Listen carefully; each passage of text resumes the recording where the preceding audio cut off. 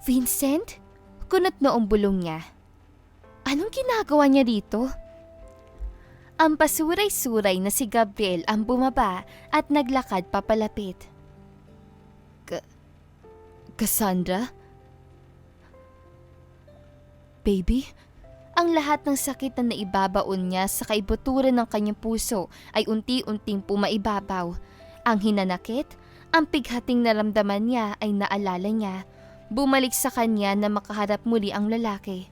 Lasing na lasing ito. Mag-usap naman tayo, oh. Sumusulak ang galit sa puso niya, pero pilit niyang sinusupil dahil wala rin namang patutunguhan ng galit niya dahil lasing ito. Akma siya nga hawakan na mabilis siyang umiwas. Baby, halos mapaluhod na ito. Muli siyang napatingin sa sasakyan nang mula naman sa passenger seat ay bumaba si Vincent. Hindi tulad ng dati na lagi itong maayos. Ngayon ay magulo ang buhok nito at ang damit ay gusot-gusot. Cass, pasensya ka na. Hingin pa umanhin nito na makalapit sa pwesto nila. Gabriel, we need to go. No! Lasing na sigaw nito at humawak pa palayo kay Vincent. Kakausapin ko si Cassandra. I wanna see our babies. Anak? Wala kang anak dito. Iyak nang iyak si Gabriel kaya si Vince ang sumagot. Nakamonitor siya sa inyong mag-ina. So? Dapat ko bang ikatuwa yun? Baby, please. Marahas siyang umiling at umatras para lumayo sa dalawa. Paano ako maniniwala? Ni minsan, ni isang beses, hindi ako hinarap. Hindi ako pinagbigyan na makausap at malinawad ang lahat. Pumiyok na ang boses niya. Tapos ngayon? Ngayon pa? Sigaw niya. Wala nang pakialam kung maririnig man ng mga natutulog ng kapitbahay. Please. Nanlaki ang mga mata ni Cassandra na biglang lumuhod sa harap niya si Gabriel. Sakto naman na may mga dumaraang tao. Nagtapos na yata ang handaan sa kabilang kanto.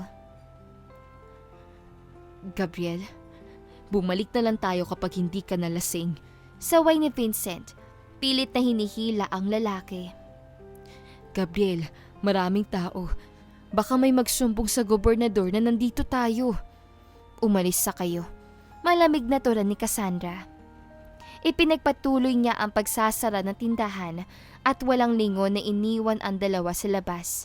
Diretso siya sa kwarto kung saan mahimbing na natutulog ang kambal. Nilapitan niya ang mga anak. Mahal na mahal kayo ni Mama, mga anak.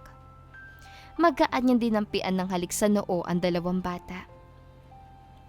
Hinding-hindi ako papayag na masaktan kayo ng mundo.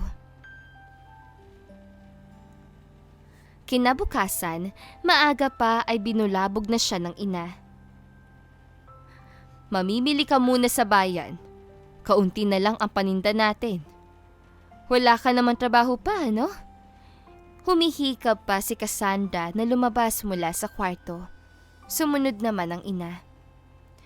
Meron, pero pwede ko namang gawing mamaya ng tanghali. Nasaan ang listahan at pera?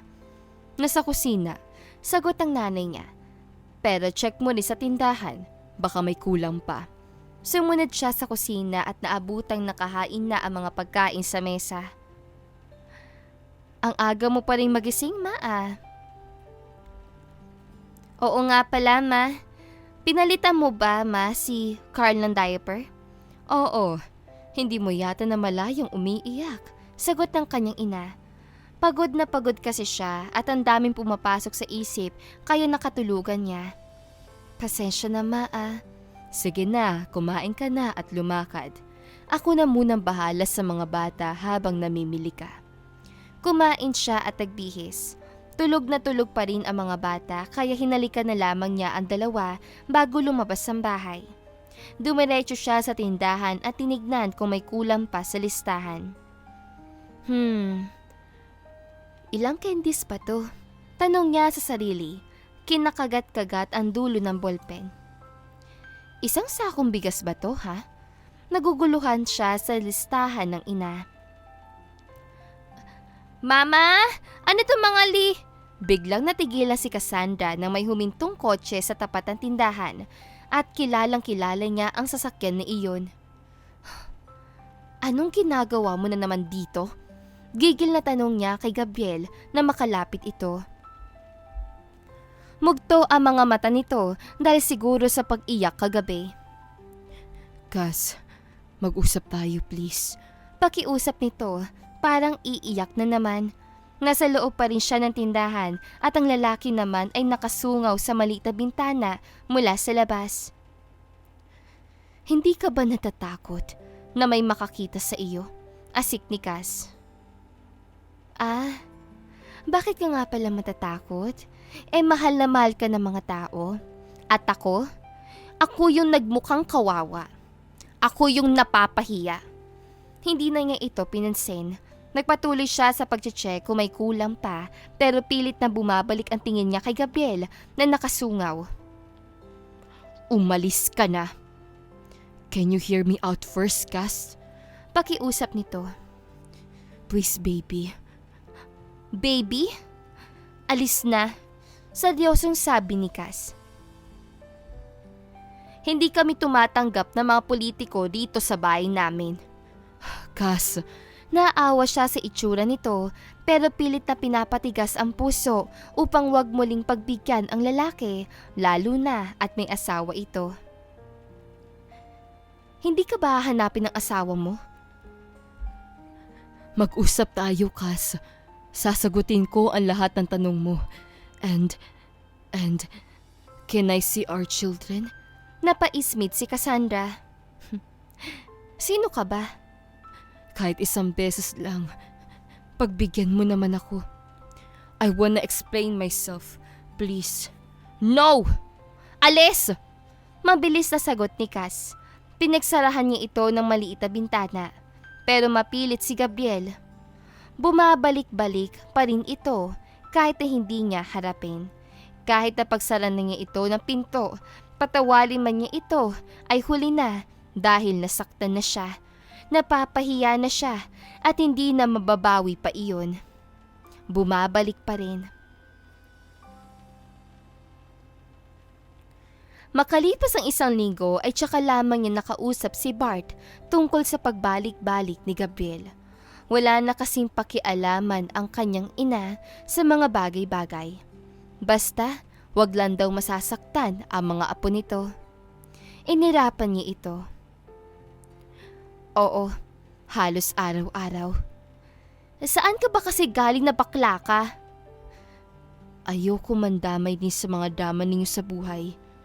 Bakit hindi mo kausapin na maayos? Ani nito. May kasalanan siya. Oo, pero may karapatan siya sa mga bata. Hindi sa pinangunahan kita, Cassandra, ha?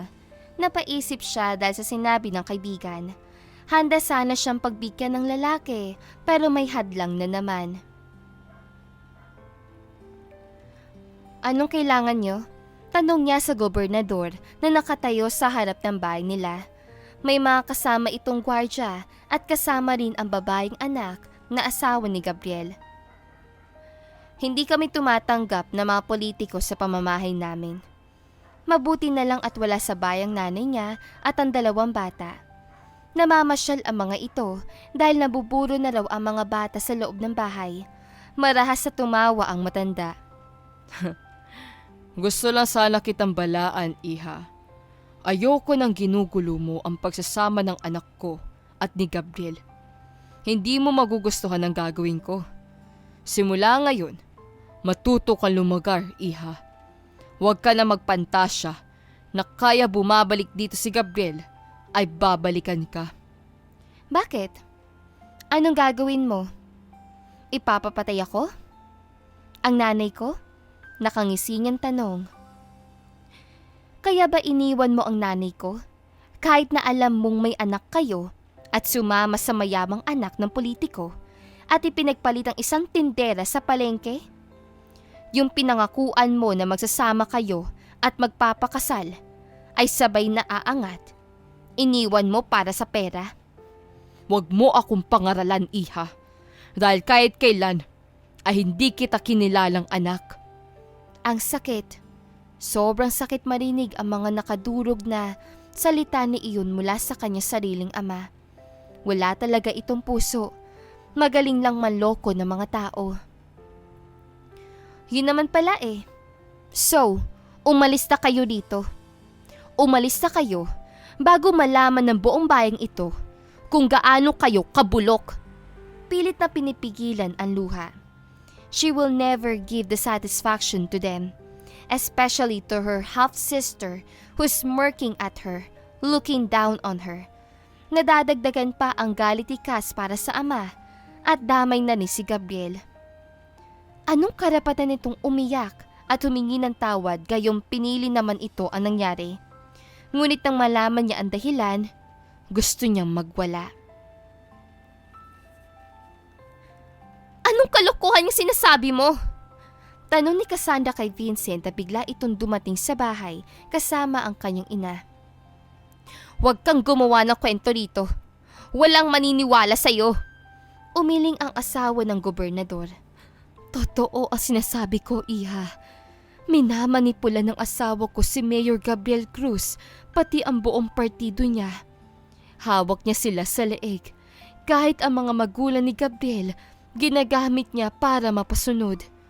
Marahas na umiling si Cassandra. Paano ko paniniwalaan ang sinasabi niyo? Asawa kayo ng gobernador. Kayo mismo ang dahilan kung bakit hindi kami pinanagutan. Si Vincent ang sumagot. She's threatened. Kapag sumaway siya, papatay ng gobernador ang mga magulang niya. Kita ni Cassandra kung gaano kahigpit ang kapit ng babae sa kamay ni Vincent. Nagpatuloy ito. Binubugbog siya kapag nalalaman ng gobernador na pumupunta kami dito o kapag tinutulungan niya si Gabriel. Hindi makapaniwala si Cassandra. Gaano pa kasama ang taong hinahangaan ng bayan. Ilang kahayupan pa ang hindi niya alam. Umiling si Vincent. He's manipulating everyone. Lahat ginagawa niya para sa kapangyarihan. Hindi na namin siya kilala. Pag-alis na mag-ina, tulala si Cassandra. Umiiyak, puno ng sakit at hinanakit ang puso niya. Cass, tama na, wika ng ina.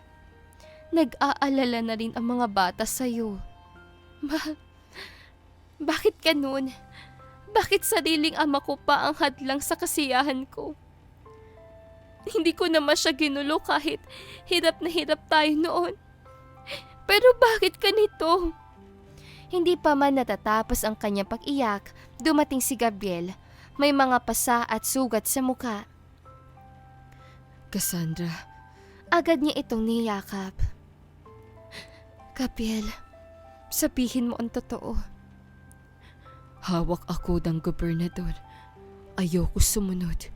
Ayokong iwan ka. Pero nagbanta siya. Gusto ng anak niyang babae na pakasalan ko siya. Kapag tumanggi ako, papatayin niya ang pamilya natin. Minsan, nakakita ako ng mga lalaki umaaligid sa bahay ninyo. Doon ako natakot. Niyakap lang niya si Gabriel. Pareho silang umiiyak. Pero naalala ni Cassandra, may asawa ito. Masakit man pero yun ang katotohanan. I will make a way for us to be together, Cass. Matagal ko nang ginagawa ang lahat para mawala ka sa kanya. Sana maghintay ka. Ngunit ang sagot ni Cassandra, pero sa ngayon, may asawa ka pa, Gabriel. Pareho silang napabuntong hininga, ngunit mahigpit ang pangako ng lalaki. Makalipas ang ilang buwan, isang mas malaking dagok ang dumating. Isang araw, biglang dumugo ang ilong ni Kurt at nawala ng malay. Kurt! Anak! Isinugod siya sa ospital. Doon nalaman ni Cassandra, May leukemia ang bata at ito ay genetic. Nang malaman ni Gabriel, agad itong sumugod. Iniwan ang lahat ng meeting. May history ba kayo ng leukemia? Tanong na doktor. Dahan-dahan tumango si Gabriel.